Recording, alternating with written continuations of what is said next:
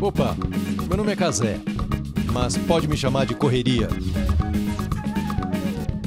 Tá começando mais uma edição do nosso Meu Nome é Correria e hoje nosso convidado é chave demais! Sim, abre todas as portas! Olha só, o cara é trombonista, é artista, é ativista, é rapper, compositor, cantor, faz um monte de parceria.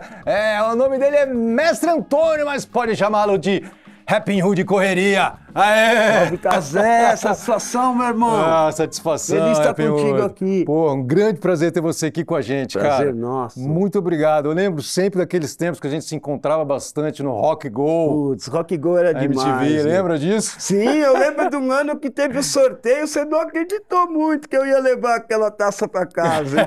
Foi 2004 que vocês foram campeões, né? Fomos campeões, levei a taça pra casa depois de bater lateral errado, bater pênalti errado. Como assim? Porque minha história no Rock Go sempre teve umas falhas. Por exemplo, no segundo ano que eu joguei, eu fui bater um lateral e estava chuviscando. Aí a bola escapou, aí os caras ficou reprisando aquele lateral e me zoando, até dizer chega. Eu lembro que quando eu ia bater lateral, o Bonfá e o Bianchi falavam que eu tinha montado uma escola para laterais. Eles me zoavam. Sacana demais. E aí, teve 2 anos depois, eu fui para decisão, para final, contra o time do Kiko Zambianchi, e eu bati o último pênalti. Pô. E o Chernobyl, do Comunidade Ninjitsu, pegou. Pegou? E aí, o campeonato acabou no meu pé. Puta. Eu fui vice-campeão e perdi Perdendo o pênalti, que tem um gosto horrível de derrota. Aí eu lembro que foi ter o sorteio, eu caí com a rapaziada do Bros, e você tinha me entrevistado ontem falando, e esse ano, Rapping Hood? Olha como acabou o campeonato do ano passado, era eu batendo pênalti lá e perdendo. Aí eu falei, não, mas esse ano eu vou ganhar. Aí no primeira coisa que puxou do sorteio veio o Bros. Que era um time forte, assim, né? Não, mas ninguém sabia aquele Ah. tempo que eles jogavam bola. Então todo mundo meio que tirou um barato de mim. Você falou, você acha que você vai ganhar mesmo jogando com o Bros? Os caras tudo tirando um barato, mas deu sorte jogar com o Bros. Levei a taça pra casa. Sim, eu lembro. 2004, o time era Aranhas Negras, né? Sim, Aranhas Negras. Era você? Eu, Bros, Xamã, Felipe Dilon. Felipe Dilon, cara. Muito bom. E ele jogava bem também. Jogava bem, meu. Na verdade, eu acho que ele tava em boa forma, né? Tava naquela época. Tava molecão novo, correndo pra caramba. Verdade. E o André Matos do Xamã. Foi o goleiro de vocês, né? Foi o nosso goleiro, André. Como é que foi o gosto de levantar a taça aí depois daquele ano tão difícil? Foi uma honra, porque, na verdade, muitas pessoas pensam que o Rock Go era uma grande brincadeira. Mas ninguém que entrava em campo entrava para perder. Todo mundo queria ganhar, mesmo que era todo mundo perna de pau, todo mundo queria ganhar. Sim, as pessoas jogavam sério, Jogavam né, cara? sério. Tinham entradas duras, dividiam, xingavam o juiz e tal. Sim, então para mim vencer o Rock Go foi uma onda legal. Pô, genial, cara. Fiquei feliz, fui para casa e o Kiko Zambianchi, ele começou a tirar uma onda no vestiário antes do jogo. A minha no passado eu levei. Se vocês ganhar, tem que deixar o Rapping Hood levar a taça.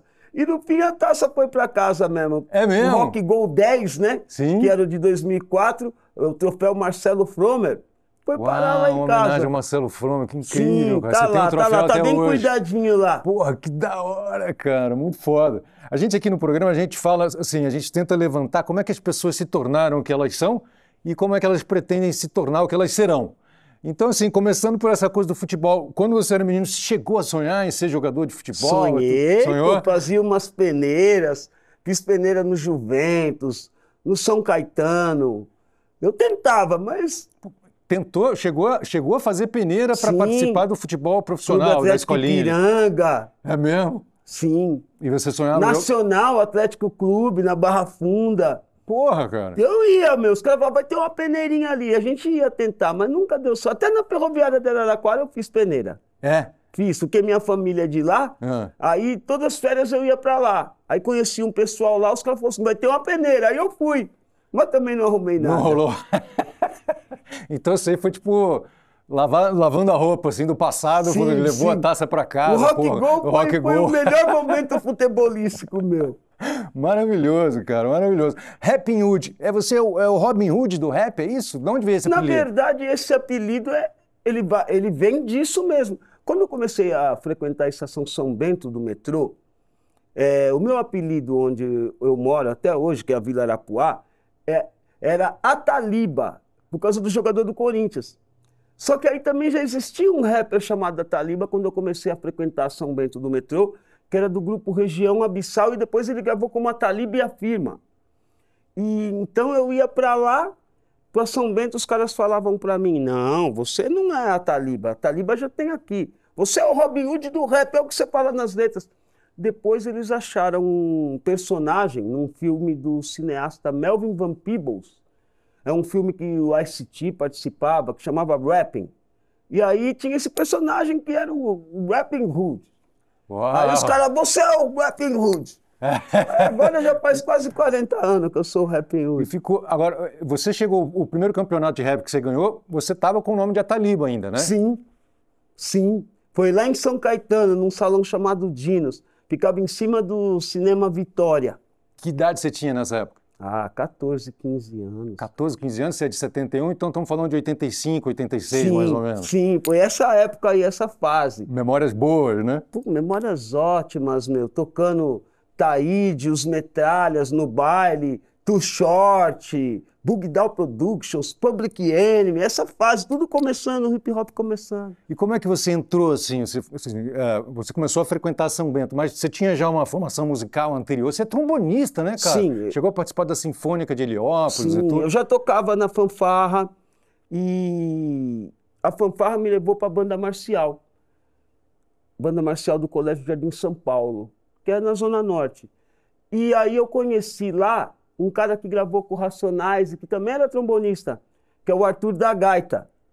E o Arthur da Gaita falou para mim assim, pô, você já tá tocando... Porque eu tocava, quando eu fui para lá, eu tocava o trombone de pisto. E lá eu aprendi a tocar o trombone de vara, com um trombonista chamado Henry, que era o nosso professor lá na banda marcial do Colégio Jardim São Paulo, tinha os maestros, né? A maestrina Maria Cristina e o marido dela, o Bernardino. E esse cara era o professor de naipe, professor de trombone.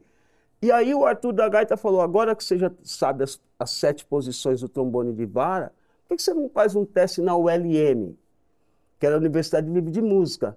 E aí ele me levou lá, eu fiz o teste para o ULM e passei. Passou, fez a peneira do som e passou. Passei. Quer dizer, a peneira do som foi bem mais fácil que a da música, né, cara? E assim eu comecei a participar de banda, fanfarra. E naquele tempo também eu comecei com essa história de querer juntar os dois. Querer usar o trombone em cima das batidas de rap e sair cantando rap. E eu frequentava os bailes já estava começando aí nos bailinhos da Chique Show, da Black Mad, Zimbábue, Cascatas. E assim eu fui entrando no rap. E aí eu conheci o Natanael e o Grandmaster Ney. Esses caras me viram cantando lá no Esporte Clube São Bernardo. O Natanael perguntou para mim se eu tinha mãe, se eu tinha pai. Por quê? Porque ele queria falar com eles que ia me levar nos lugares para me apresentar. E aí ele, nesse dia que ele me conheceu, ele me levou para casa, me deu carona do baile para casa. Aí falou com os meus pais e assim eu comecei a ir com eles. Pro Clube da Cidade, pro Neon Clube, pro Ponto de Encontro. Você ia tocar? Sim, ia fazer rap e tocar. E aí, ali começou a ficar sério o rap para mim. Uhum. Aí foi quando eu conheci, nessa época também, eles começaram a fazer um baile que era num local chamado Santana Samba. E lá eu conheci o Primo Preto, cara.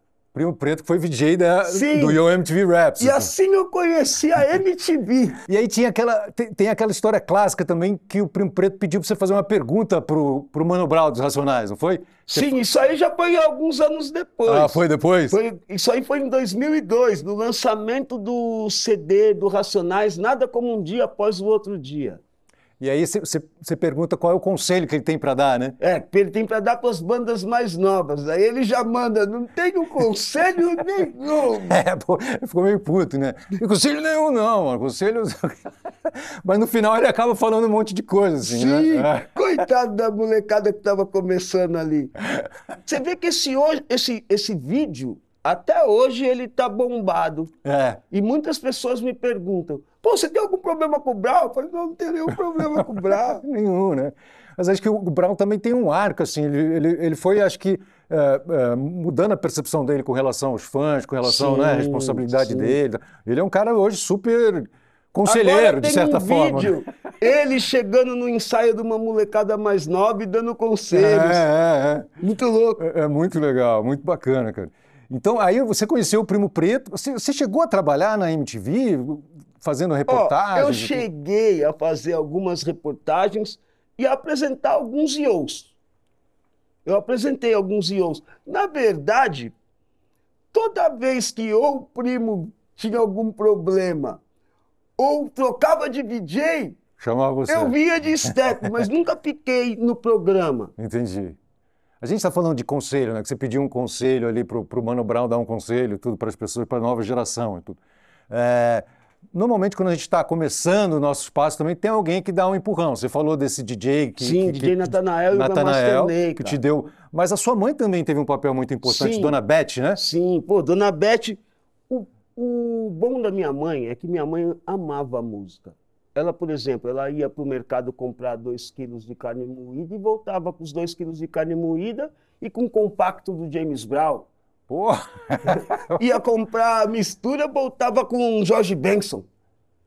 Ia comprar mistura, voltava com Tim Maia. Porra, mãe, tô com fome. Você já ficava com fome o tempo inteiro para ela ir lá no supermercado e voltar com um disco. E ela vinha e apresentava aqueles sons pra gente. Até música clássica mesmo ela chegou a comprar e falar, isso aqui é tal música, isso aqui é rock, isso aqui é samba rock, isso aqui é funk, isso aqui é soul. Ela tinha essa parada. Uhum. Mas o mais louco foi que só depois ela foi entender que existia um movimento que vinha dessa parada dos discos e que era aquilo que eu queria fazer. Só depois ela foi perceber o quanto ela me incentivou. No começo ela não via como um incentivo para mim ser músico, e sim um incentivo para mim ouvir música, gostar de música. Uhum.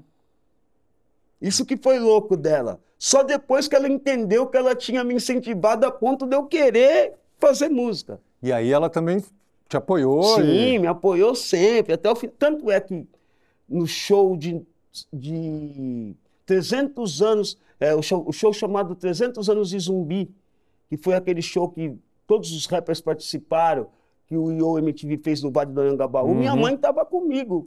Ela estava ali, ela ficou ali com o técnico de som ali, ela estava em cima do palco, viu eu cantar de cima do palco. É um momento marcante ali. Na verdade, eu costumo dizer que esse show que aconteceu no dia 15 de novembro de 1995, aquele tempo a gente não tinha o feriado de 20 de novembro ainda, né? Esse show é o show que muda a minha vida, que me leva mesmo para conseguir gravar, enfim. Que aquele momento virou um democlipe da MTV, começou a veicular. Assim, o Possimento Zulu fez uma parceria com o KLJ, gravamos e lançamos aquelas músicas, né? Uhum. Sou Negrão, O Som e Louvai. Aí depois disso a gente lançou o álbum cheio, aí veio a trama, e aí o resto da história todo mundo conhece. Muito legal, a gente quer contar essa história também. Sim. Muito bom, né, cara? Muito legal. Quer dizer, isso foi 2015, você está falando? Não, 2005.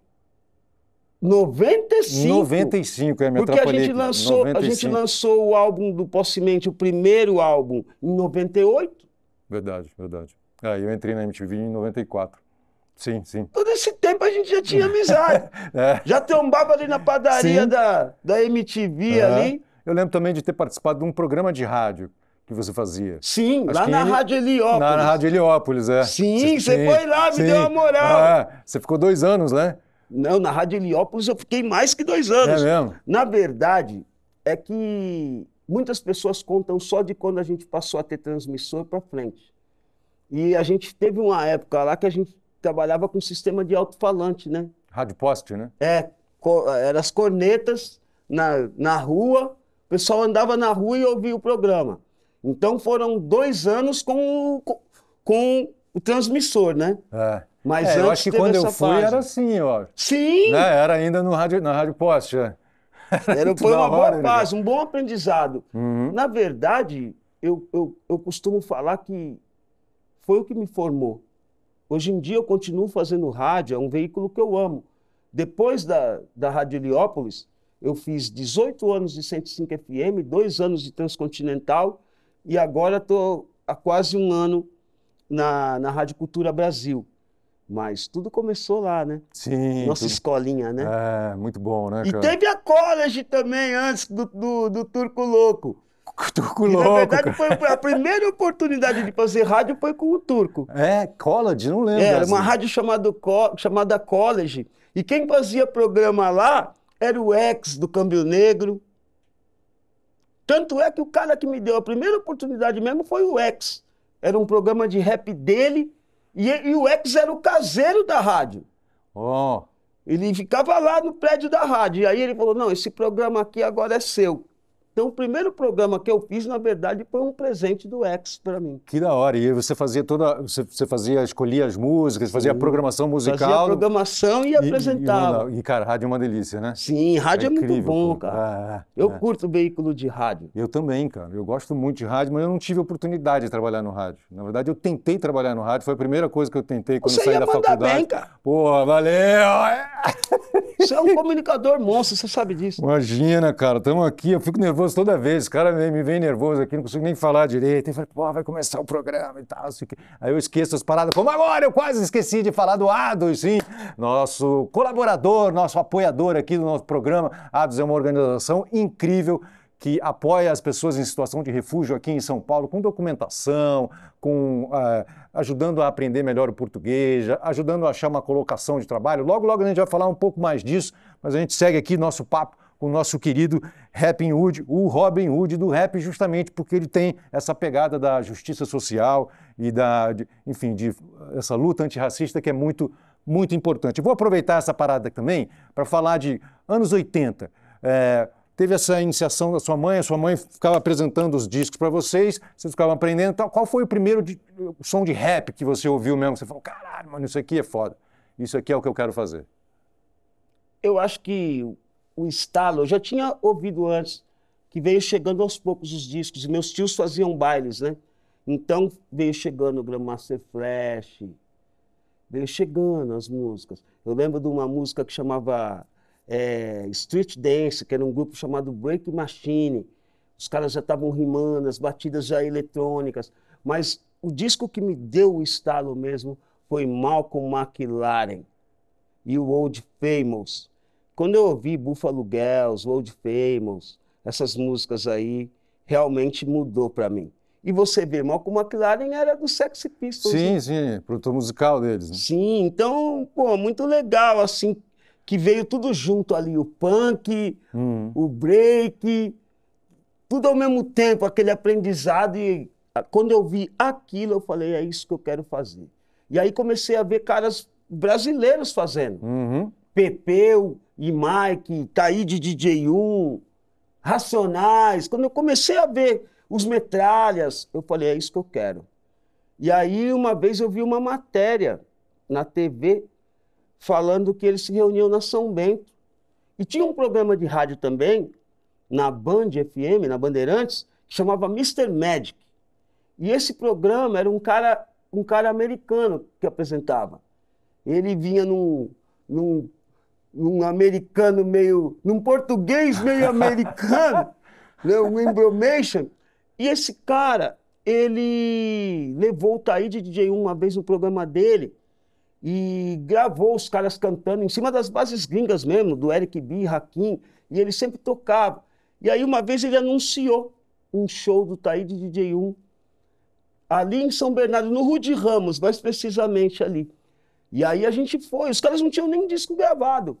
A gente foi pra lá pra curtir o show deles, eu, rapaziada ali da minha quebrada.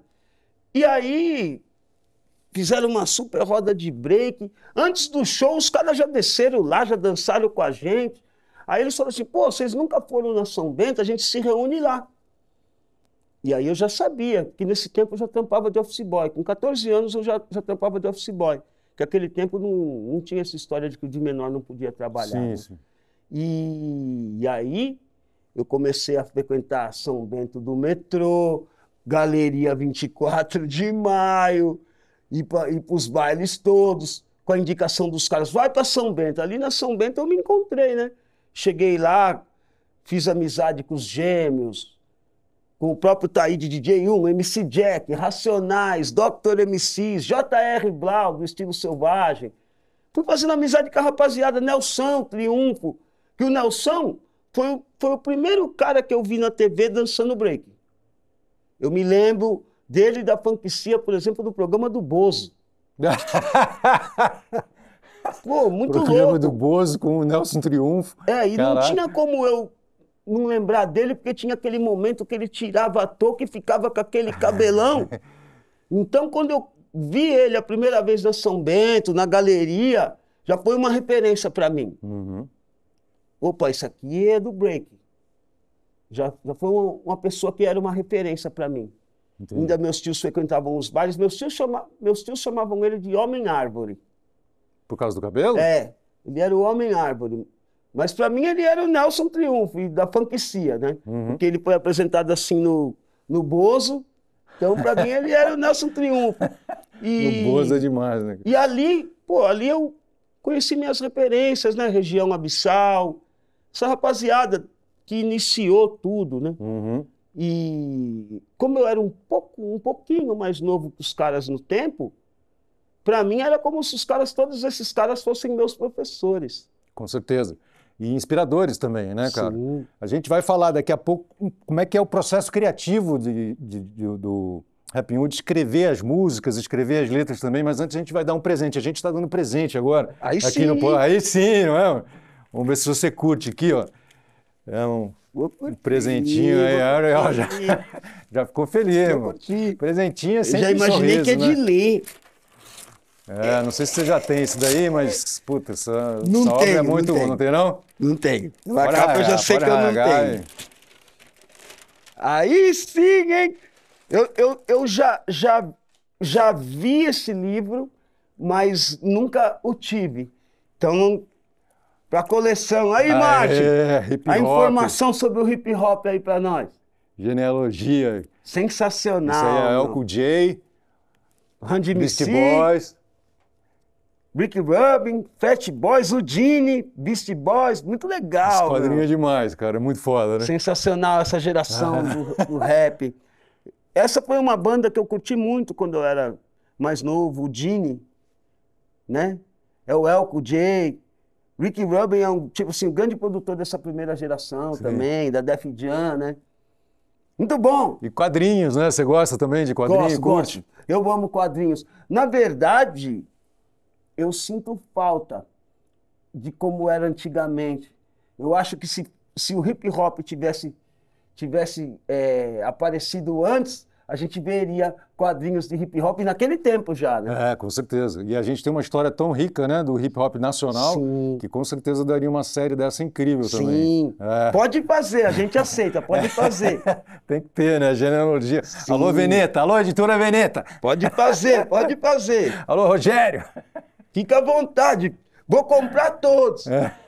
Pô, vai ganhar, né? Vai participar dessa narrativa, dessa história. Muito legal.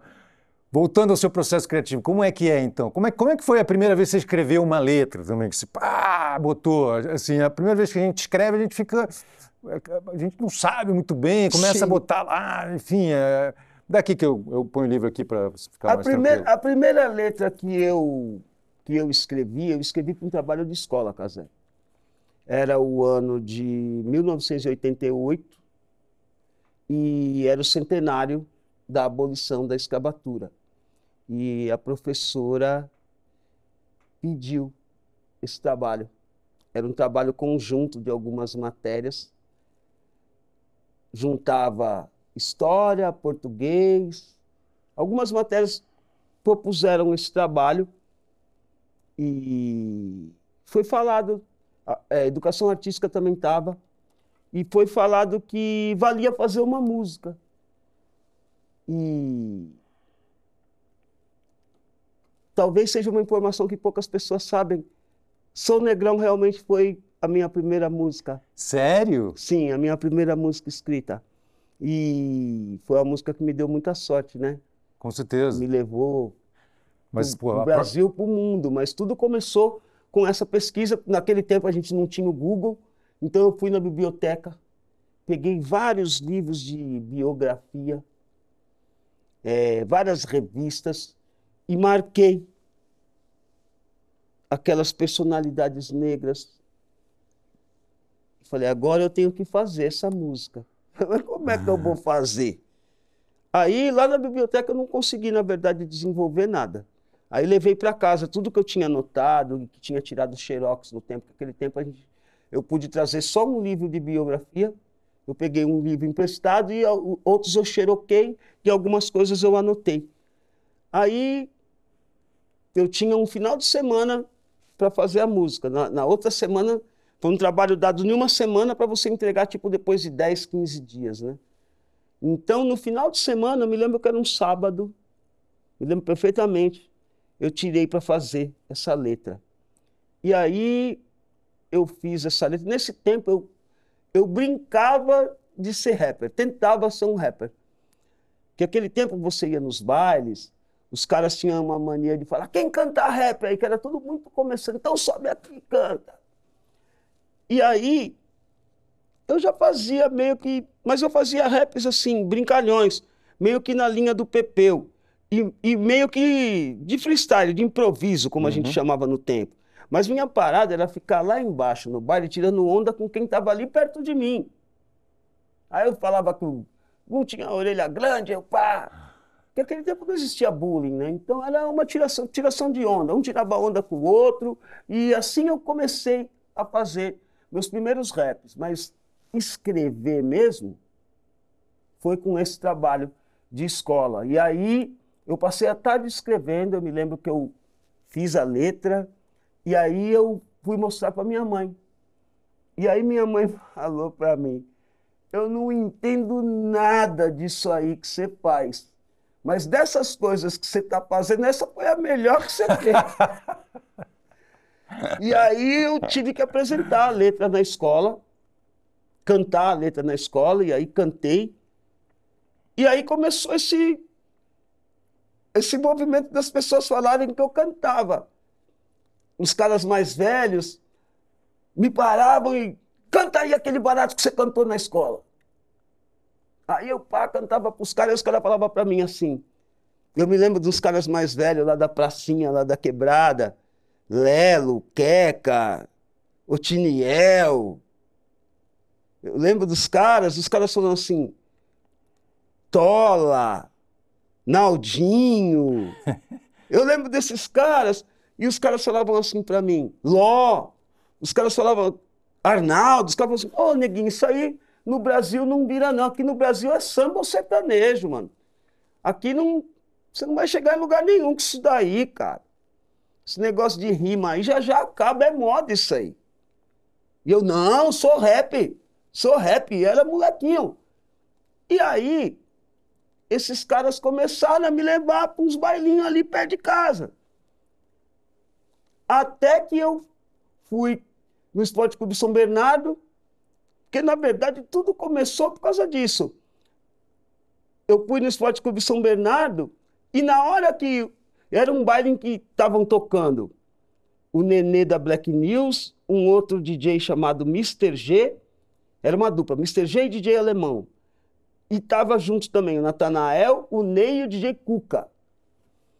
E aí eu lembro que o Natanael e o Ney fizeram uma brincadeira, o Ney ficou tocando uma instrumental, e o Natanael falou, quem souber cantar um rap vai ganhar um disco da Band FM. E aí os moleques meio que me empurraram. Aí ele viu e falou, você aí, por que você não sobe? Só que eu tinha vergonha, porque naquele tempo, todos os rappers que tinham tido êxito e que já tinham gravado, eles tinham uma voz grave. Brau, Edi Rock, Taíde, Naldinho. Os caras tinham uma voz um pouco grave. Eu achava que a minha voz não ia virar para fazer rap. Na verdade, eu queria ser um compositor de rap. compor as músicas, se eu tivesse que gravar uma versão para mostrar a música para os caras gravarem, eu mostraria, eu gravaria. Mas não pensava em gravar para tocar na rádio, para ir para um mercado. Eu não tinha essa pretensão. E aí, nesse dia, eu subi lá, fechei o olho e mandei brasa. E aí o Natanael falou, por que você não queria subir? Ganhou um disco. Aí foi nessa que o Natanael perguntou para mim se eu tinha pai, se eu tinha mãe. Falou que ia me levar para casa. E aí ele falou para os meus pais que ia me levar para os bailes da Chique Show para mim me apresentar.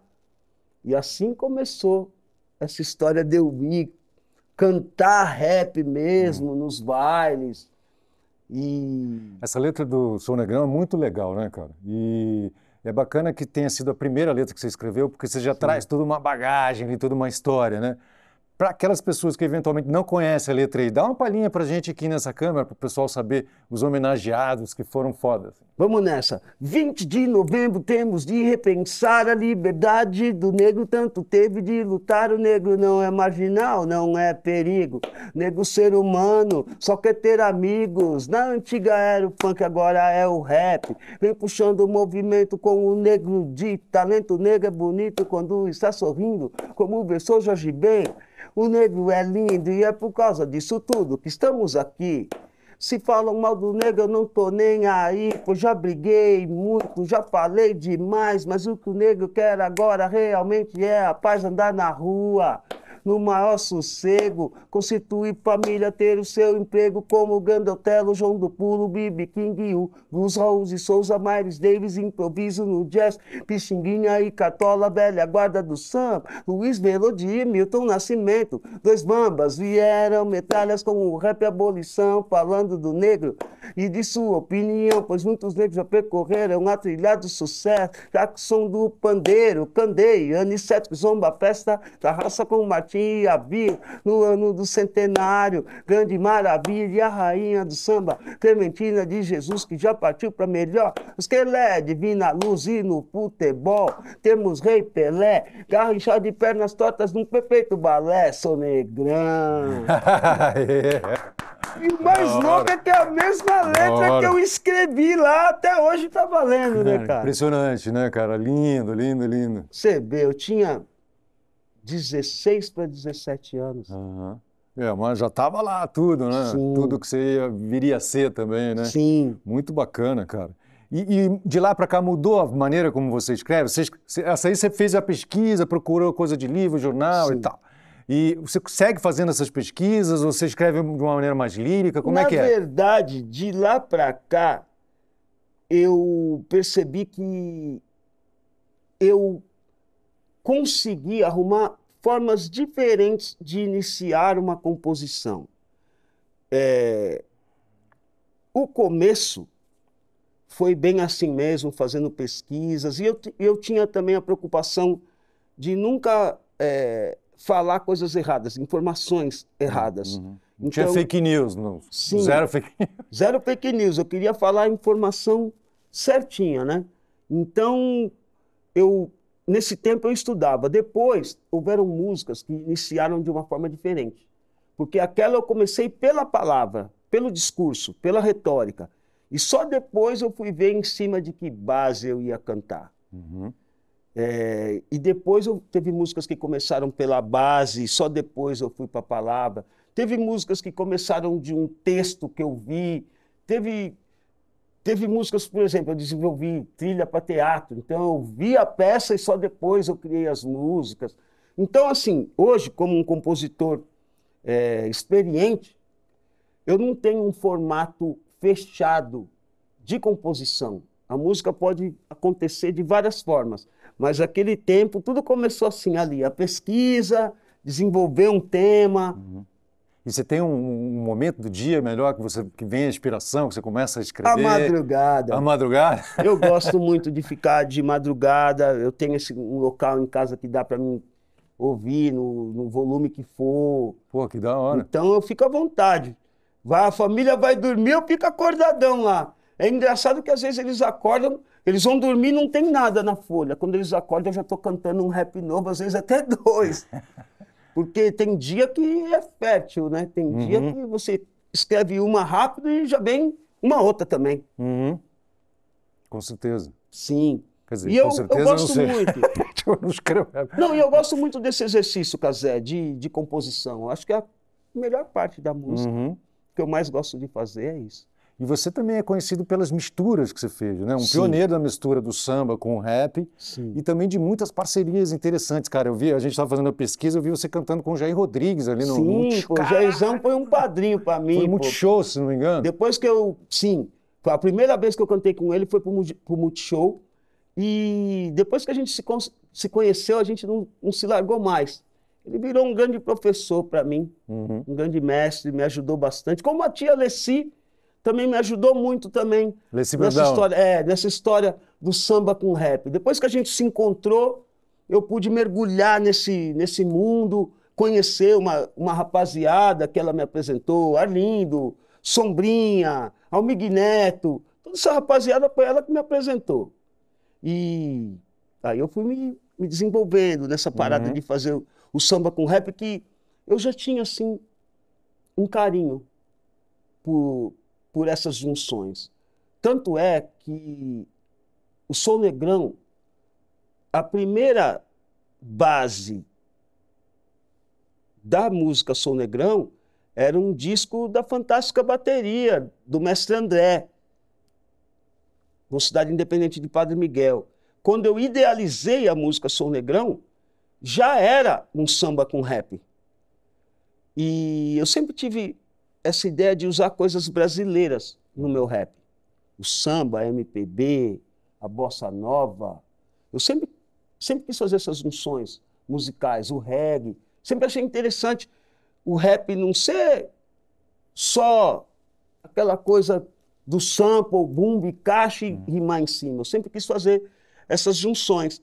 E quando eu conheci essas pessoas, aí ficou mais claro para mim que era isso que eu queria. E tanto Jair Rodrigues como Leci Brandão me apoiaram muito e abriram as portas, né? Porque depois eu gravei com muitos outros artistas que eu nem imaginava chegar perto. Caetano, Veloso, Gilberto Gil, Jorge Benjor, Djavan, Cidade Negra, Ratos de Porão. Quem diria eu fazer uma música com o João Gordo? E é algo que eu curto, fazer esse tipo de parcerias, que eu acho que o rap é o único estilo musical que talvez proporcione isso, a gente poder usar também outros estilos musicais na nossa música. Eu o princípio do sample, né? É, esse crossover, né, cara? Eu acho bem legal, cara. Mas a audiência, a galera do rap recebia bem essas mudanças iniciais, assim, quer dizer, essas misturas? No começo, não. Tanto é que eu gravei primeiro como Pós-Semente Zulu, com o meu grupo, que existe até hoje, e hoje a gente virou até uma associação, é a Associação Cultural e Educacional Pós-Semente Zulu. Somos coligados ao Universal Zulu Nation, do África Bambata. Incrível, ele veio aqui, inclusive, né? Foi demais, essa foi uma parada muito louca também. E então, naquele tempo, quando a gente foi gravar o primeiro trabalho do Pós-Semente Zulu, o KLJ foi o produtor. E aí o KLJ falou assim, eu acho que a rapaziada do rap, se você gravar em cima do samba, talvez não vá te entender muito. Vamos fazer essa versão Pós-Semente Zulu em cima de sample, bumbo e caixa. Se um dia você fizer um trabalho solo, você grava em samba. E foi assim que aconteceu. Acabou sendo isso. O que o KLJ falou, o que o Kleber falou, foi o que acabou acontecendo. Porque realmente no começo as pessoas não entendiam muito essa parada de mistura, não. Tinha uma resistência inicial ali, que é o preço que sempre se paga, né? Quando você está ali um pouco à frente do movimento, né? Pessoas falavam que eu estava tentando fazer no tempo old music. Você não está fazendo hip hop, rap. Você está fazendo old music. Houveram pessoas que me falaram isso no tempo. E só que você vê, o pessoal do samba recebeu muito bem. Foi mais fácil com o pessoal do samba do que com o pessoal do rap. A Leci, quando viu, falou, eu gravo isso com você. Foi uma parada meio automática, assim. Então, eu percebo que a resistência foi mais do rap, do hip hop. Do hip hop mesmo. Você chegou até, acho que foi em 2019, a gravar com um J-pop, né? Com uma mina do Japão. Gravei. Mickey, né? Foi cara, que incrível, cara. Foi uma coisa muito incrível, cara. Porque eu jamais ia imaginar que uma cantora japonesa, uma artista japonesa, fosse me procurar para fazer uma música.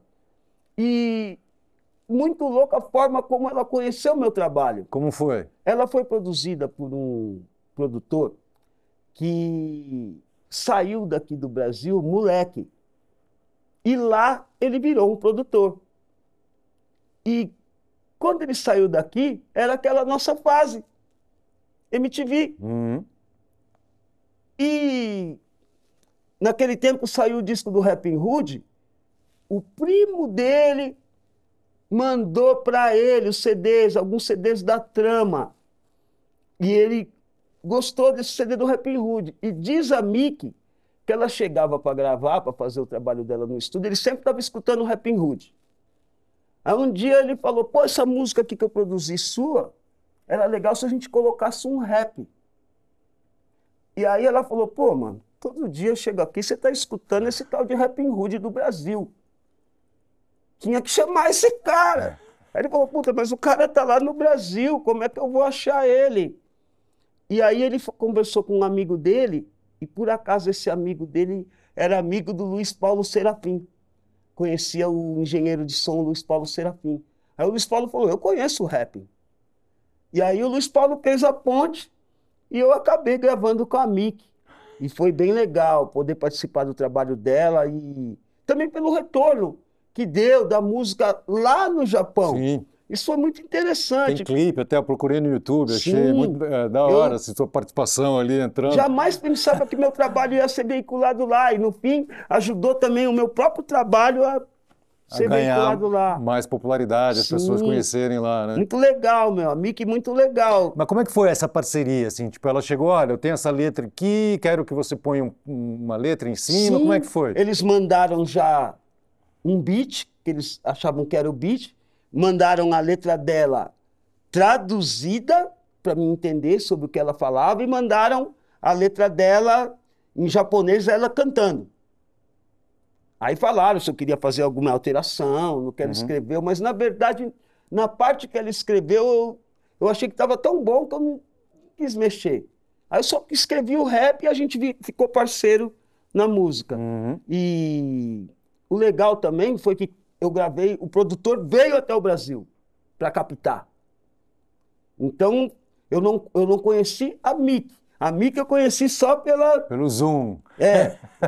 E também não tinha como falar, que eu não falo japonês, então complicou. Ela não fala português, né? Mas, assim, foi legal. Eu usei o Google Tradutor, a gente trocou umas ideias. E foi bem legal conhecê-la, conhecer o Renatinho, que é o produtor dela, ter participado desse trabalho. E, assim, foi algo que me deixou feliz de ver que o rap cantado em língua portuguesa pode ser aceito, sim, em outros países. Eu não preciso tentar cantar em inglês ou em castelhano para que a minha rima atinja outros locais. Ela acabou indo em português e funcionou. E funcionou, né? E essa coisa de mesclar com outro artista também, com a língua original lá, né? Sim. Sempre ajuda mesmo a abrir o mercado. Como é que você vê o mercado hoje em dia, cara? Você estava dando uma olhada ali no Spotify, você tem tipo uns 200 mil listeners, né? Tipo, ouvintes mensais e tudo. Fala, caralho, pô, o Rappin' Hood tá rico, então. Precisa ter milhões, igual os meninos mais novos. Mas como é que é esse esquema, assim? Antigamente, pô, para ganhar dinheiro, fazia show, vendia o disco e tal, não sei o quê. Mudou muito, né? Hoje as Mudou muito, plataformas cara. digitais... Então, como é que é? Os caras pagam bem ou não? Eu acho que não. Com todo o carinho pelas plataformas, eu acho que é um pagamento muito barato. Porque discos gravados antigamente, naquela parte do contrato escrito novas mídias, se vierem novas mídias, você vai ganhar 0,00003. Então, bem pouco dinheiro. Eu tive uma participei de uma reunião no ECAD, que era só para falar desse assunto. Eu vi o Michael Sullivan e o Paulo Massadas tristes, cara. Os caras com mais de 2.000 músicas gravadas parece que receberam um cheque de R$ 20 de uma grande plataforma digital. E estavam muito invocados. Então eu creio que hoje em dia, para o cara ganhar muito dinheiro com plataformas, ele tem que ter bem mais do que 200.000 seguidores, tá ligado? Ele tem que ter 1 milhão, as músicas têm que dar 1 milhão para o cara começar a ver alguma coisinha em termos de dinheiro. Coisa que no mercado, como a gente conheceu, físico, não acontecia. Se o cara vendesse 100.000 físico, ele estava estourando. E hoje em dia, praticamente 100.000, 200.000 na plataforma, você não chegou a lugar nenhum. Então, eu acho que é muito cruel. Mas também vejo nisso uma democratização da divulgação da música. Muitas pessoas que não conseguiam prensar os seus trabalhos, não conseguiam contratos com gravadoras para prensar os seus trabalhos, sejam vinis ou CDs, hoje tem uma facilidade maior. Hoje, para gravar, está mais fácil. Então, ele sobe ali na internet e, dependendo do chute, se ele der sorte, ele chega em altos números e... Sim. Democratizou, como aconteceu com a televisão também, né? Todo mundo tem um canal de televisão, todo mundo tem um podcast. Sim. Deu aquela pulverizada, assim. Só que no final das contas você vê que pouca gente consegue colocar a cabeça para fora do mar mesmo, né? Sim. Porque respirar e ganhar uma grana, viver disso, porque é o que você falou, tipo, é 1 em 1 milhão que dá essa acertada aí, sei lá, que pega na veia, né? É complicado mesmo, é difícil. Voltando a essa questão da parceria, é curioso, né? Porque a gente... eu não sou músico, mas... então assim, a gente fica com aquela fantasia de que o músico, quando faz uma parceria, é que encontrou a pessoa, foi, tomou uma breja, pá, não sei o quê, ficou trocando uma ideia. E muitas vezes não é assim que funciona, né? A gente conversou de um dia eu ir para o Japão. Pô, que da hora. E dela vir para cá, para o Brasil, para fazer shows, enfim. Eu espero que um dia a gente consiga fazer esse encontro. Mas como foram os outros encontros, ou qual foi o encontro mais marcante que você teve ao longo de todas essas parcerias? Caetano, Gil, Zélia Duncan, porra, Sabotagem. Sabota, grande Sabota. Um monte de gente, né, meu? Muitos encontros qual foi o, assim, me marcaram, mas um que foi muito impressionante para mim, houveram 2 encontros que realmente eu tremi, digamos. Tremeu na base ali. Tremi na base. Essa é a expressão. Um deles foi com uma pessoa que nem música não faz, mas o encontro era muito forte. Eu gravei uma música com o nosso rei do futebol, né? Naquele CD que ele lançou, com Pelé. Eu gravei uma música chamada Ginga. Inclusive é o nome do álbum, né? Ginga. Foi uma produção do Ruriá do Prá, maestro Ruriá do Prá e o Carlos Renault, pai da Yarinha. E eu participei com o rei do futebol. A letra é sua, do Ginga? Minha e dele, minha e do Pelé. Sua e do... Porque o Pelé, na verdade, uma letra com... ele é um compositor de músicas, ele tem muitas músicas. Esse CD que ele lançou em 2006 são só composições dele. Todas as músicas são composições dele. Então, foi uma honra para mim. E imagina a curiosidade que a gente tem de conhecer, de conhecer o rei do futebol. Embora naquele tempo eu já conhecesse o Edinho, o nosso príncipe, eu não conhecia o Pelé. E você já tinha sido campeão do Rock Go quando você encontrou o Pelé? Já tinha sido campeão do Rock Go. E foi uma honra, cara, gravar com ele. Eu não vou negar, não. A hora que abriu a porta do estúdio que ele entrou, eu fiquei paralisado. Eu não sabia se eu dava mão ou se eu abraçava. Eu fiquei meio em choque. Ele falou, pode abraçar. É o pai do Edinho, filho do Dondinho. Fiz mais de 1000 gols, sou eu mesmo. E aí eu abracei ele. Então eu não vou negar que realmente foi um choque para mim. Conhecer o Pelé. Era mágico, né, cara? Foi mágico. Eu tive a oportunidade também de encontrar ele, assim, mas nem cheguei a conversar, mas tipo, a comoção que era em torno do cara era impressionante, né, mano? Qualquer lugar o cara ia, ele... uma multidão, fotógrafo. Era impressionante, impressionante. Então, essa foi uma das vezes e aí você cantou lá juntinho com o cara. Assim. Juntinho. Pode procurar nas plataformas digitais, no YouTube. Tem lá. Ele era afinado, mano? Oi? Ele era afinado? Era. É mesmo? Afinadinho, afinadinho? Sim. Pelé feat. Rappin' Hood. O nome da música é Ginga. Eu gravei essa música, foi uma honra pra mim, de verdade. Pô, imagino, cara. Que e incrível. A outra pessoa que eu realmente... eu não imaginava conhecê-lo. E, na verdade, foi a MTV que me proporcionou esse encontro. Como foi isso? Foi o meu encontro com o Jorge Benjor. Porque eu sou muito fã dele, meu. Quem não é, né? E, assim, a família fã. Que pra nós, assim, final de ano, na casa de vovô e vovó, não existia final de ano sem o novo álbum do Jorge Ben. Que é que eu conheci o trabalho dele, né, como Jorge Ben. Sim. Então, era uma referência muito grande. E aí eu caí num time dele que chamava... Foi um time que foi sorteado, era um time chamado Os Alquimistas. Porra, que demais. Se não me engano, foi 1 ou 2 anos antes desse time Aranhas Negras. No time estava Pedro Luiz e a Parede, Simoninha. E o Jorge disse que vinha para jogar, mas ele não apareceu nenhum dia, cara. E foi na mesma época que ele estava lançando o Acústico MTV. Uhum. Aí a Aninha... Ana Butler. As duas Anas, Ana Surana e Ana Butler, me falaram que ia haver uma entrevista coletiva do Jorge para falar do acústico no Urbano.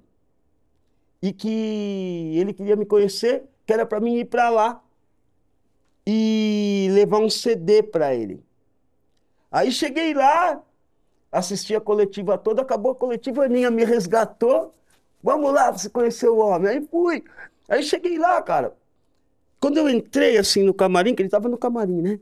Ele estava de costa. Aí eu entrei, ele virou, ele já saiu brincando comigo. Olha ele aí, parecia que a gente se conhecia há 50 anos, cara. E as parcerias que vocês fizeram juntos era meio essa, um escreve aqui, ele escreve de lá, e joga a letra, aí vai mexendo, foi uma coisa meio assim. A gente levou 2 anos para fechar a música. Uhum. Foram 2 anos indo para lá, voltando, indo para lá. Marcava umas sessões de estúdio também, aí ele trampava. E como chama a música que vocês fizeram juntos? O Guerreiro da Capadócia. Essa é a música que vocês fizeram juntos? Chama O Guerreiro da Capadócia. Sabia, cara. Pode procurar nas plataformas. Pô, manda um H aí também. Sim. Né? Qual é o nome do parque? Parque São Jorge. Qual é o nome do parque? Parque São Jorge. Essa é pra você, Washington. Tamo junto. Maravilha. Pô, foi uma honra, cara. Na verdade, essa geração musical que vem antes da gente, né? Essa geração, digamos, tropicalista, Caetano, Gil, e essa geração também anterior a gente no samba, falo de Leci, Fundo de Quintal, Jairzão, Jair Rodrigues, originais do samba, Martinho da Vila, que foi outro também que eu gravei também com ele. E, pô, meu pai é muito fã do Martinho. Então foi engraçado que o meu pai falava para mim: só vou falar que você é bom nisso aí o dia que você gravar com o Martinho. Se gravar com o Martinho... Aí foi engraçado o dia que eu gravei pro Martinho, eu peguei o telefone. Aí, pai. Fala com o cara aí. Agora você pode falar que seu filho é músico. Que ele falava: só vou falar que é músico se gravar com o Martinho. E eu só posso agradecer essa geração. É uma geração que eu tenho muito carinho, porque eu cresci escutando. Sim. E todos eles me mostraram uma generosidade muito grande. Como foi com o Bezerra da Silva também, que eu tive a oportunidade de fazer shows. E todos eles foram generosos comigo e me deram a oportunidade de fazer música com eles. E em nenhum momento eles pensaram em competição. Então eu percebo que a geração deles é muito musical, muito legal. Os caras legais, mano. Foi legal fazer música com eles, aprender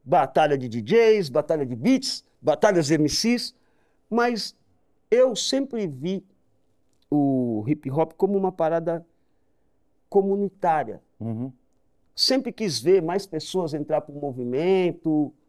Então, eu gostava de ver, por exemplo, quando os rappers americanos lançavam aqueles raps com 10, 15 caras rimando. Então, eu sempre vi o rap assim, dessa forma colaborativa, como um movimento social colaborativo. Então, tinha músicas que eu cantava sozinho, mas sempre tive essa parada, por exemplo, de encontrar amigos e falar, vamos fazer música junto. Que nem um cara que eu sempre quis gravar com ele foi o MV Bill. Sempre que a gente se encontrava, vamos fazer uma música, Bill. Aí agora, nesse álbum novo, vem vindo essa parceria, eu e o Bill. É? Sim. Que da Tô bem hora, feliz cara. de ter gravado com ele, porque essa gravação veio depois de muitos anos. Então deu tempo da gente ficar bem amigo, bem parceiro, para só depois ir fazer música. Então foi bem legal. E dá pra apresentar alguma coisa, um trechinho da letra? Na verdade, é que eu não lembro a letra toda. Álbum novo nós vamos decorando, né? Que nem tem um amigo meu que fala, já pensou se desse para pôr a voz no álbum novo depois da turnê, Rudy? Ia ser bem melhor, né? Isso ia estar bem mais firme nas letras novas. Sim. Então, eu não lembro a letra toda. O que eu posso adiantar é que a música chama A Vitória Ainda Vai Chegar. Rapping Hood, feat. MV Bill. Aguardem. Vem aí, o Leão da Tribo de Judá. É um álbum que eu me dediquei à junção do rap com a raiz do rap, que é o reggae, né? O ragamuffin, essa linguagem que veio até a América do Norte por Kool Herc, né? E que depois foi levada para o mundo todo. Eu sempre gostei do ragamuffin, sempre gostei desse pessoal mais antigo, do reggae, né? E na verdade, tem novidades aí, né? Ah, é? Uma gravadora nova, um momento novo pro Rapping Hood, né? Que da hora, cara. Sim, tô felizão, porque eu sempre achei que o rap merece um bom trabalho de divulgação, de lançamento. Embora eu tenha vivido grande parte da minha carreira de forma independente, eu gostei quando eu trabalhei com a Trama, com o João Marcelo, André Scharman, esse pessoal todo. Foi legal. Eu curti trabalhar com a Trama, a forma como meus álbuns foram trabalhados. Então, quando eu terminei esse álbum, eu falei, pô, mas e agora? Eu vou lançar ele independente? Poderia, eu sou dono de um selo, do Raízes Discos, poderia. E aí eu encontrei um amigo que me falou, eu sou a gravadora. E assim eu tô indo para uma nova gravadora. Posso divulgar, vou divulgar em primeira mão. Primeira mão, tá Zé? Bom, o Leão da Tribo de Judá vem aí pela Virgin. Olha, que da hora, cara. A Virgin agora está numa parceria, né? Com a Universal Music. Está recomeçando no nosso país. E eu gostei do que eles me propuseram. E vamos lançar. Da hora. Vai ser meu primeiro álbum pela Virgin. Agora que a Virgin tem minha companhia de aviação, tem tudo, porra. Agora é só para decolar. O mundão inteiro. Vai pro espaço, porra. Sim, sim. Que da hora. Não, e voltando à questão da democratização dos espaços e tal, não sei o que, o volume de produção é tão grande que você precisa ter um apoio para divulgar, para você conquistar um espaço. Senão, você divulga aqui, já cai um monte de outras coisas que já... Sim. E aí você não consegue achar o espaço, né? Então, pô, ótima notícia. Parabéns, hein, cara? Parabéns, vai vir com força total isso daí. Sim, tô felizão com esse momento. E é muito legal que você vai contando, é sempre um amigo que aparece, é sempre alguém que não sei o quê, né? Como as coisas vão se encaixando, assim, né? Eu sou muito assim, de estar próximo da minha família, estar próximo dos meus amigos, estar próximo da minha comunidade. Tanto é que eu não consegui sair da Vila Arapuá. Muitas pessoas achavam... Esse clube aí de futebol... Malucos do Morro, alô Malucos do Morro! Hoje tem Malucos do Morro. Hoje tem? Hoje tem, toda quinta-feira, lá no campo do Arapuá. É muito legal ver você falando, né, que você meio que está fechando um ciclo, porque você esse álbum que você está lançando agora vai bem no fundo, nas raízes do rap e tudo, Sim. né? Isso é muito legal. E você fala que desde o princípio você viu lá no começo, desde a São Bento lá, que você sempre viu o rap como uma coisa de cooperação, com a questão da cultura, do break, né, da batalha, dos b-boys e tal. Tenho colaboradores desse álbum também. Você sempre tem colaboradores? Sim. Quem são? Ale, Nath Roots. O MV Bill? MV Bill, Rael. Porra, cara. Que da hora. Tá forte, a coisa tá forte. Assim. Sombra, do SNJ. Tá legal, tá legal. Foi legal fazer esse álbum, cara. Tô felizão com o resultado dele. Você sempre viu o rap como uma coisa cooperativa, a questão da construção da cultura e tal, desde a São Bento ali em 1980 Sim. e tal. Você sempre viu o rap dessa forma. E a polícia? Como é que via o rap? A polícia, desde moleque, nós tivemos que correr da polícia. Eu lembro de uma situação que foi um rapper que foi morto no metrô de São Paulo. Final da década de 80, ele era primo do Ivo, do Face Negra. Um rap chamado Marcelo Rap B. O disco Consciência Black tem a foto dele atrás. O disco foi dedicado para ele foi morto no metrô. E a gente vinha voltando do Clube da Cidade, da Barra Funda, nesse dia que ele foi assassinado, né? No metrô, eu dei muita sorte. Eu desci 4, 5 estações antes, poderia ter sido eu. E é algo que me moveu para que eu viesse até aqui e para que eu fizesse músicas militantes. E eu realmente percebo que o rap, desde quando eu comecei nessa fase de São Bento, nessas amizades que eu fiz, aquele tempo eram poucos rappers em São Paulo. Uhum. Na São Bento a gente ficava em quê? 30, 40 pessoas, que eram os caras que curtiam rap em São Paulo. Aficionados do rap. Que nem a primeira vez que eu vi uma bateria eletrônica foi com o Rinha, do Ponto Crucial, que depois gravou Jorge da Capadócia junto com Racionais.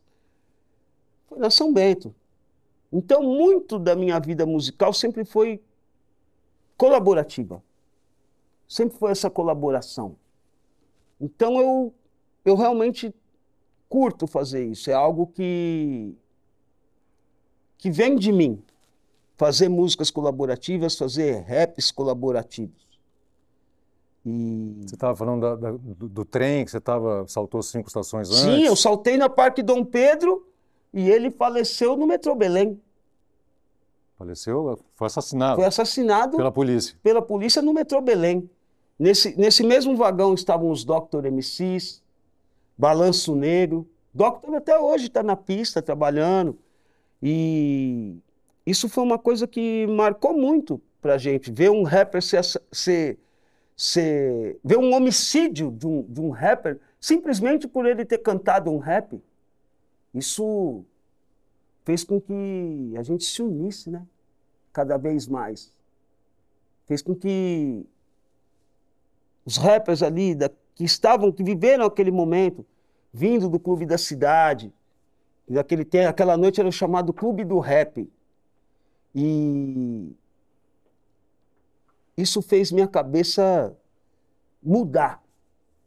Fez eu ver que realmente o rap era a voz do povo.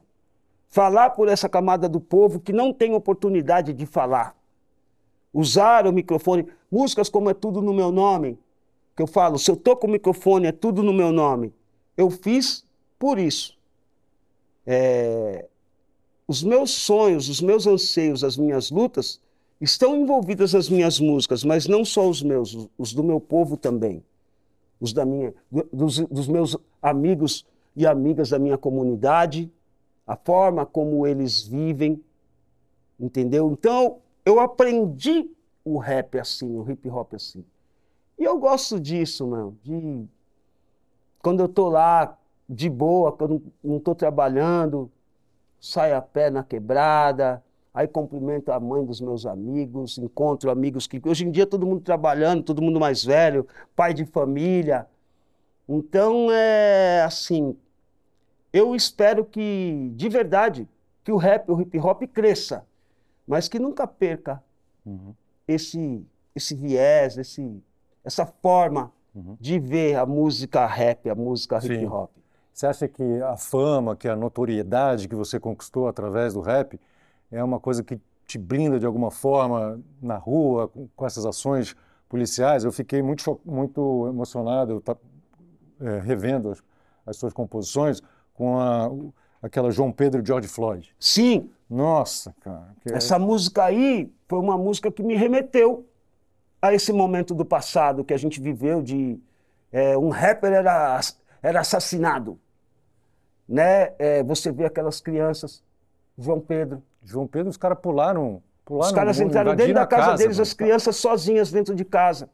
E os caras mataram um garoto de 14 anos, que estava junto com os primos.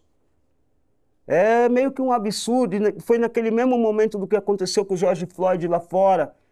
E aí o Antônio Pinto, filho do Ziraldo, nosso querido menino maluquinho, fez esse beat e me mandou. Ô, tô vendo tudo que tá acontecendo, Rude. Vamos fazer uma música falando disso. Eu tenho um beat aqui.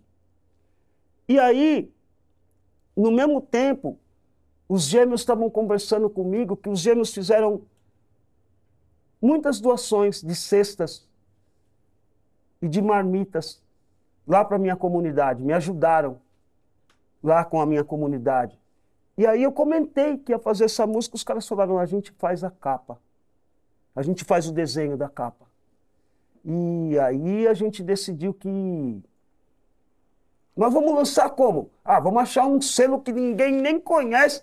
E aí, o meu filho de peixe, peixinho né? Ele tem um pequeno selinho, cara. Que ele tinha lançado coisas minhas que eu gravei e não tinha lançado. Ele tinha lançado, acho que 2 ou 3 músicas minhas. Subiu para as plataformas, músicas que eu gravei e não subi. Ele, posso subir, pai? Eu tenho uma empresinha aqui. Aí subiu. E aí eu falei, meu filho tem um selinho. Os caras entraram na internet, viram. A música é do Martin, ele pode subir. Aí subiu a música. João Pedro e George Floyd. E eu acho que foi uma boa reflexão para mim e para quem ouviu. E acho que também foi uma música das que eu peguei mais pesado, assim, em termos de movimento negro, movimento preto, de reivindicar esse respeito, reivindicar que o genocídio da juventude negra acabe. Porque o país que a gente vive, embora os caras escondam essas pesquisas, as pesquisas dizem, né? Quem é mais morto na periferia? Não, é uma loucura. E as coisas seguem se repetindo, né? Você falou do seu amigo que foi morto, o rapper. Eu lembro, eu fiz uma matéria na Liga também sobre a morte do MC da Leste. Sim! Né? Foi morto no palco.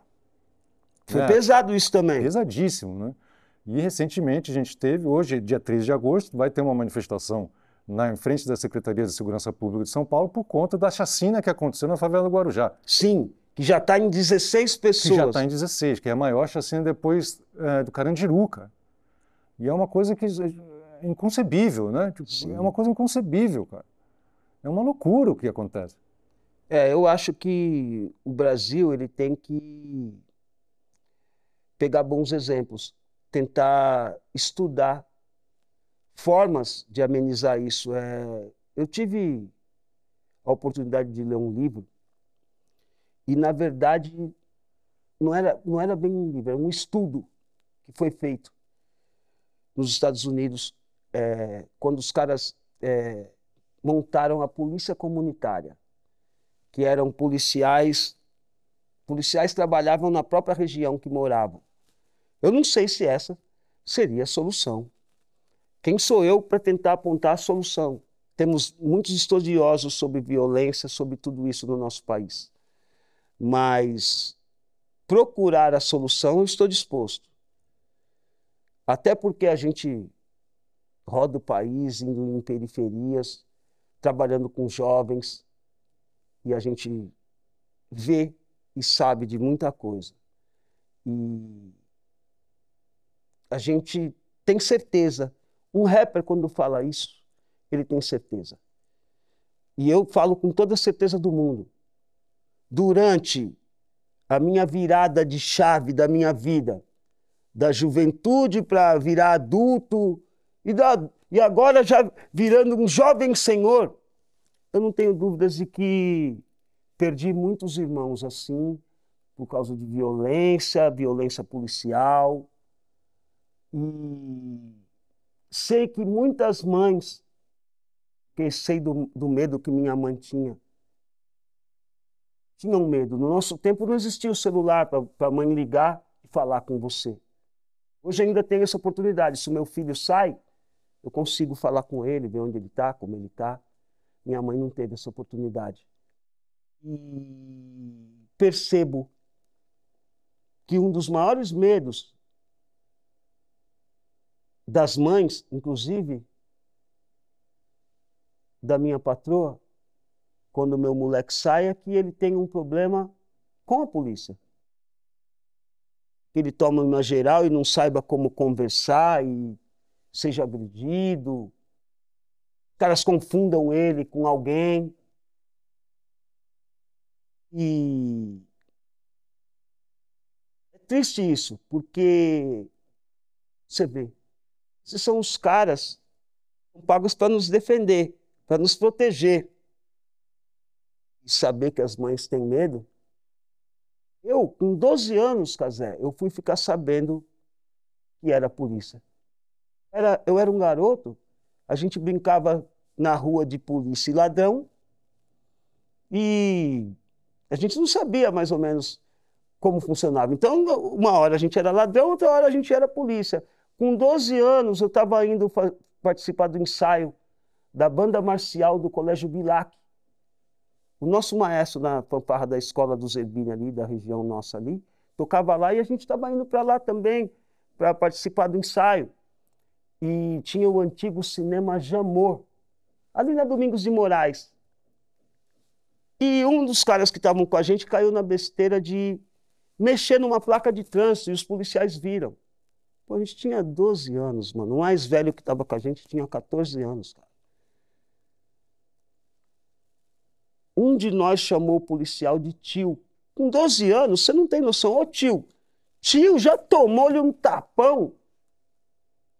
Eu também tomei tapa na cara por causa desse tio dele. Então, você vê, com 12 anos eu perdi a ingenuidade. Com 12 anos eu percebi que a polícia não estava ali para me proteger. A polícia queria proteger o povo de mim. Só porque eu era negro, só por ser uma criança negra, um jovem negro. Então eu creio que algo tem que mudar, né? Não temos condições mais de continuar assim.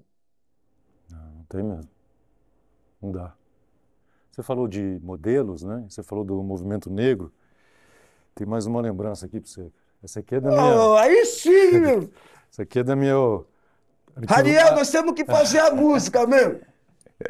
Esse aqui é do meu arquivo pessoal, hein? Esse aqui eu não sei se você conhece. Caramba, mano, esse aí é monstro, hein? Movimento Negro Unificado. MNU. Sim. Milton. Milton, Adomaê. Uhum. Eu falo sempre com a Adomaê. Eu gosto muito do trabalho dessas entidades. MNU, o Negro. Os caras vieram nessa luta antes da gente, né? O movimento negro. Uhum. Podemos dizer que são os professores do hip hop. Esses caras nos ensinaram sobre o que a gente devia fazer música. Uhum. Eu curto, de verdade. Ó, eu indico, hein? Cazé indicou, já tô reindicando. Esse livro é muito bom, cara. Tem muitas fotos da época. Esse livro aqui, esse livro é incrível. Eu tentei ter ele e não consegui, porque era só o povo do Sesc que conseguia esse livro. Olha aí, chegou para você. Agora tudo tem sim! Seu momento, pô. Muito legal, muito legal. Vou ler com o maior carinho, mano. Poxa. Caramba, agora eu tô bem de leitura, hein? Tá bem de leitura, hein? Agora tá bem. Tá muito bem. Eu vou aproveitar também para falar de uma outra galera que faz um trabalho muito bacana, que é o pessoal do ADOS, uma ONG aqui de São Paulo, que apoia as pessoas em situação de refúgio, né? Então, com documentação, ajudando na primeira percepção da língua portuguesa também. Eles têm um curso onde os próprios refugiados trabalham dando aula de português, de espanhol, de francês e de inglês, chama Nós do Mundo. Então é muito bacana, a gente tem um grande orgulho de estar com eles juntos e qualquer coisa que vocês precisarem saber um pouco mais, está o link aí para vocês acessarem e participar também. As aulas são incríveis, existem aulas culturais também, é muito legal, é muito bacana. Cara, a gente está chegando ao fim, né? Pô, é muito rápido. Cara, muito rápido, tem muita história para contar. Só que agora eu vou te fazer um convite. Você está convidado para conhecer lá o nosso trabalho na comunidade, fazer um peão lá, conhecer a sede do Possemente Zulu, conhecer o Happy Hood Futebol Clube, ir lá no Campão do Arapuá, fazer um peão, para a gente trocar uma ideia, fazer logo um churras. Demorou. Tu é vegetariano? Sou vegetariano, você lembrou. Mas rola umas berinjelas, não tem problema. Não tem problema, uns cogumelos. Uma vez me falaram que também tem churrasco vegetariano. Tem, abobrinha, cebola, alho, parmesão. Eu Sim, vou lá vegetariano. Vamos nessa. Demorou, vamos nós. A gente ainda faz um VT lá do Meu Nome é Correria com a galera e tudo. Vai ser legal, com certeza, vai ser legal. Vai ser legal, cara, vai ser muito bom. Vou ficar feliz de te receber lá, Caseco. Você sempre foi parceiro, sempre me tratou muito bem, meu irmão. Meu irmão, é um grande prazer ter você aqui. Foi muito bom saber também desse seu novo chapéu, o chapéu da paternidade, tudo que a gente não conhecia ainda, mas que já está junto já, com gravadora, sim, lançando o próximo álbum. Vai ser pelo selo do seu... Ah, não, esse vai ser pela Virgin. Sim, mas sim, a Virgin vai estar, distribuindo o meu selo, né? Sim, pô, maravilhoso, muito legal. Estou feliz com esse novo momento e eu espero de verdade que nosso país supere tudo que passou nos últimos anos, tanto a pandemia como politicamente, e que todo mundo fique bem, que nosso circuito volte forte de shows, lançamento de álbuns, que a cultura fique forte no nosso país. Com certeza. E alô, plataformas digitais, tá na hora de aumentar o din-din, né? Sim, vamos dar uma aumentadinha pra nós. Tem que pagar mais, meu. Os caras que fazem o corre todo aí, só vocês ficam com dinheiro. Vamos liberar essa parte da grana aí, pô. Diz que lá fora já tem uma luta muito grande nisso, né? Paul McCartney envolvido. Muita gente que não está entendendo. Como assim? Pô, toca pra caramba e eu não ganho dinheiro. Não arrumo nada. Jeito, antes estava mais fácil, pô. Antes estava melhor. Então tem que ser bom para todo mundo. Não pode ser desse jeito, não. E a gente torce também, cara, pelo sucesso do seu novo álbum. A gente tem certeza que vai ser. E a gente torce também por muitos anos você na ativa e seguindo inspirando antigas gerações, a geração atual, novas gerações. Você usa o SoundCloud? Eu uso, sim. Se você procurar no SoundCloud, você vai achar uma música desse álbum lá. Ah, já tem lá? Se você procurar, tem lá. Procura o SoundCloud, Sujeito Homem. É o SoundCloud do Happy Hood, certo? E você vai procurar lá a música chamada Menino Perigo. É uma música que tem a participação do Sombra, produção do Thiago Barromeu. É o primeiro single que a gente soltou aí para o pessoal ter uma ideia do que vem por aí. Maravilhoso, maravilhoso. Muito obrigado, querido. Para quem ainda não está te acompanhando nas redes sociais, qual é a sua arroba? @Happy Hood Oficial no Instagram e no Facebook e @Happy Hood no Twitter. Genial. A gente também tem o nosso arroba, Meu Nome Correria. E se você quiser entrar no nosso site, www.meunomeecorreria.com.br. A gente está no YouTube, estamos nas plataformas digitais, estamos em todos os lugares também. Vamos nessa. Muito obrigado, Meu querido. Meu nome é Correria. Meu nome é Correria. Tamo Arrasou. junto. Mestre Antônio. Valeu. Valeu. Até a próxima.